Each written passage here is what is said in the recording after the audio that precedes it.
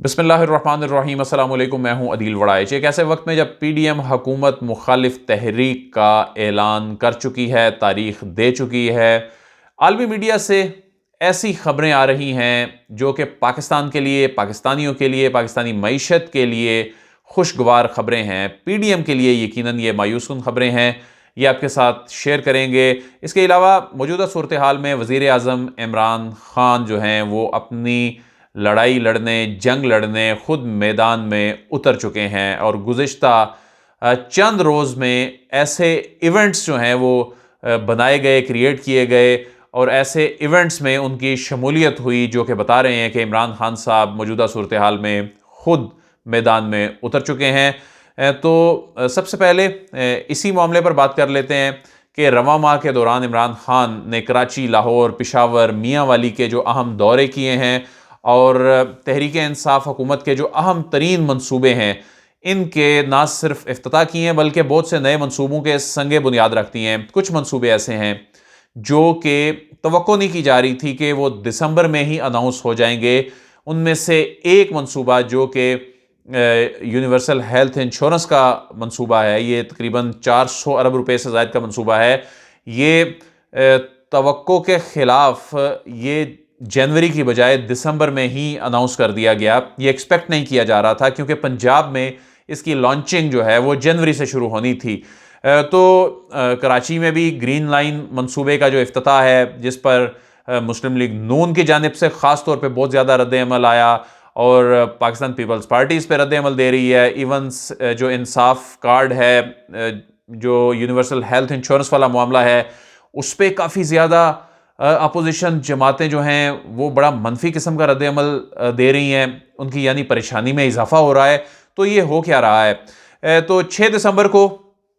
وزیر اعظم عمران خان نے اسلام آباد میں ایک کامیاب جوان سپورٹس ڈرائیو کی افتتاحی تقریب میں شرکت کی۔ یہ ایک بڑا ایونٹ کھیلوں کے حوالے سے، یعنی ملکی تاریخ کا اسے بڑا کھیلوں کا پروگرام کہا جا رہا تھا، اس کا انعقاد کیا گیا، اور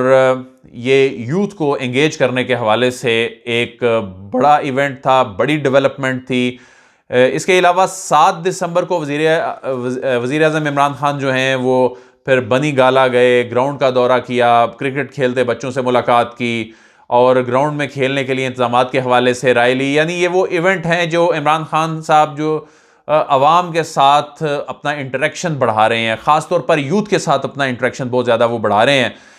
تو 8 دسمبر 2021 کو عمران خان صاحب نے پشاور کا دورہ کیا۔ ایک روزہ اس دورے کے دوران وزیر اعظم نے کامیاب پاکستان پروگرام کے تحت مائکرو ہیلتھ انشورنس پروگرام کا اجرا کیا۔ پھر اس پروگرام کے تحت خیبر پختونخوا کے 75 لاکھ خاندانوں کو 10 لاکھ روپے سالانہ مفت صحت کی سہولیات جو ہیں وہ فراہم جو کی جا رہی ہیں، اس سے متعلق انہوں نے بات کی۔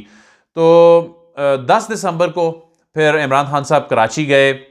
اور انہوں نے گرین لائن ریپڈ بس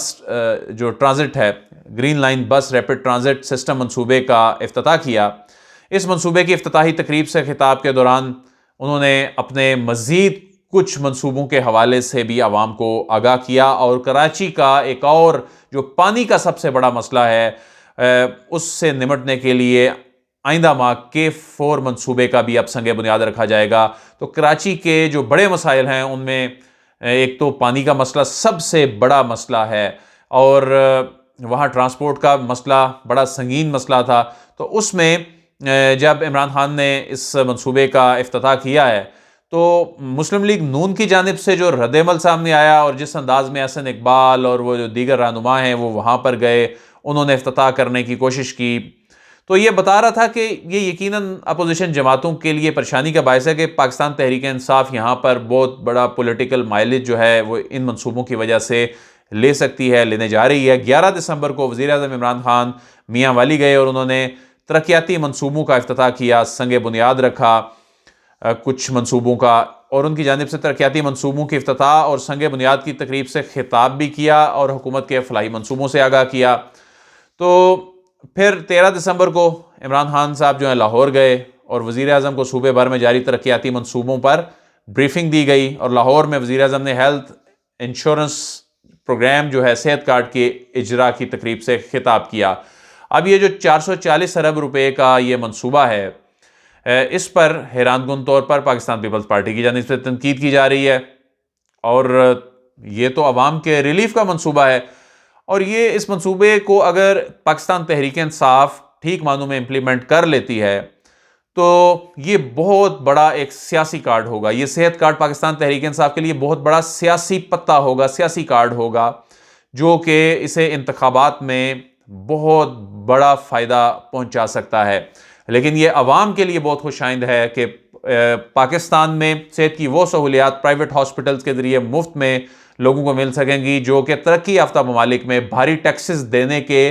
بعد ملا کرتی ہیں. اور یہاں پر جو ٹیکس دینے کی شرح لوگوں کی وہ سب کو معلوم ہے کہ چند لاکھ لوگ ٹیکس دیتے ہیں، اور وہ بھی جو ہے وہ جس انداز میں ٹیکس دیتے ہیں اور اس پر پورا ملک چلتا ہے، اور باقی جو خسارہ ہوتا ہے وہ پھر قرضوں سے پورا کیا جاتا ہے. تو دسمبر کا مہینہ عمران خان صاحب اچانک جو متحرک ہوئے ہیں، ان منصوبوں کے افتتاح کرنے شروع کر دیے ہیں، بہت سے منصوبوں کے سنگ بنیاد رکھنے شروع کر دیے ہیں، اور انہوں نے اپنی ٹیم کو یہ بھی کہا ہے کہ وہ پی ڈی ایم اور اپوزیشن جماعتوں کو تنقید کا نشانہ بنانے کے بجائے اب اپنی کارکردگی پر بات کریں، اور عثمان بزدار صاحب کو بھی انہوں نے ہدایت کی ہیں. تو اب انہیں بھی شاید یہ ریئلائز ہو گیا ہے کہ اب وقت جو ہے وہ اگلے الیکشن میں کم ہے، اور ایسے میں اگر ڈیلیور نہیں کیا تو بہت مشکل ہو جائے گی. یہی وجہ ہے کہ اب وہ خود میدان میں ایکٹیولی اتر گئے ہیں اور انتخابات کی تیاریوں میں چلے گئے ہیں. اب بات کرتے ہیں جی مہنگائی کا مسئلہ. سب سے زیادہ جو پریشان کن صورتحال خاص طور پہ جو جولائی 2021 کے بعد سے بنی ہوئی تھی، جون اور جولائی میں تو پاکستان تحریک انصاف کا معیشت کے حوالے سے جو کانفیڈنس تھا وہ بڑے عروج پہ تھا، جب شرح نمو حیران کن حد تک غیر ملکی اداروں، عالمی اداروں کی ان کو سرپرائز دے کر شرح نمو بڑی بہتر فگرز اس کے سامنے آ گئے. تو وہ بڑا کانفیڈنس کا ایک مہینہ تھا، جون کا جولائی کا مہینہ. لیکن اس کے بعد پھر افغانستان کی صورتحال تھی، اس کے بعد عالمی مارکیٹ میں تیل کی قیمتوں کا بڑھنا، اس کے بعد پھر جو ڈالر اور روپے کی قدر جو ہے اس پر پھر پریشر آنا، تو پھر چینی کی قیمتوں کے حوالے سے پھر مافیا نے جس طرح سے بلیک میل کیا تو اچانک پرسیپشن خراب ہونے لگی. تو اس میں جو سب سے زیادہ معیشت کے حوالے سے پاکستان تحریک انصاف کو ٹف ٹائم مل رہا تھا وہ پیٹرولیم مصنوعات کی قیمتوں کے حوالے سے تھا. پیٹرولیم مصنوعات کی جو قیمتیں تھیں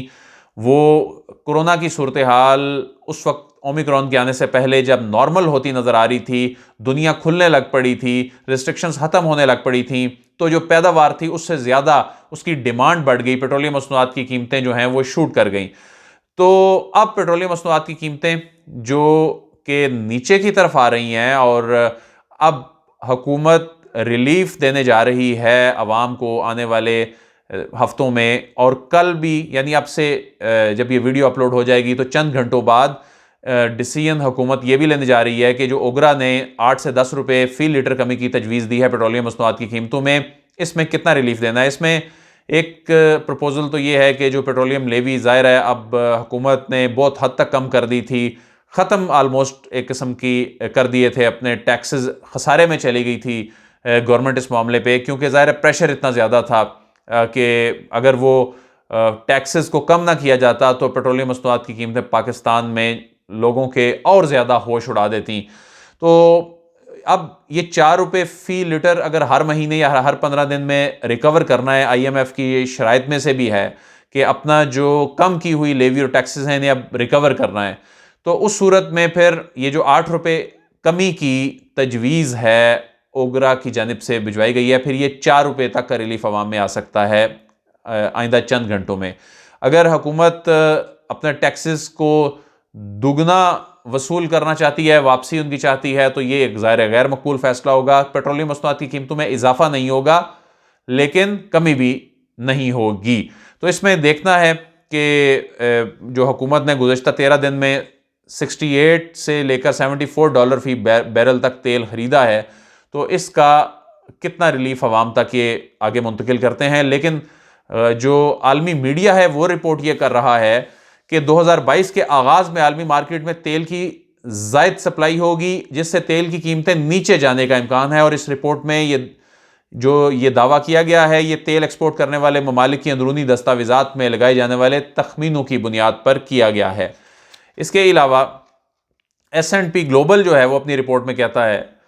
کہ سال 2022 کے آغاز پر عالمی سطح پر تیل کی فراہمی اور طلب میں توازن پیدا ہو جائے گا، جس سے تیل کی قیمتوں پر دباؤ